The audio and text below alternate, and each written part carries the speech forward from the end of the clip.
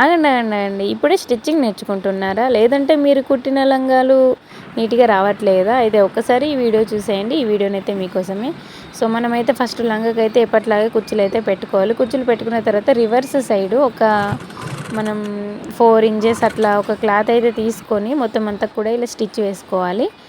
Lining side అయితే వేసుకోవాలి. తర్వాత దానిని మంచి మర్ర ఉంటుంది కదా! సో, దాని సైడ్ అయితే ఇట్లా డబుల్ ఫోల్డింగ్ లోపల వరకు కాకుండా మనం ఎట్లా అంటే జస్ట్ లైట్‌గా ఇట్లా చూడండి, ఇక్కడ చూపిస్తున్నాను కదా! ఇట్లా మలిపి ఇక్కడ ఫస్ట్ అయితే ఒక స్టిచ్ వేసుకోవాలి. మనం కుచ్చుల పైన వేసిన థ్రెడ్ ఏది కనబడకుండా మంచిగానైతే కుట్టుకోవాలి. కుట్టుకున్న తర్వాత అండ్ ఈ చివరన కూడా ఒక కుట్టు అయితే వేసుకోవాలి. బార్డర్ లెక్క అనిపిస్తుంది.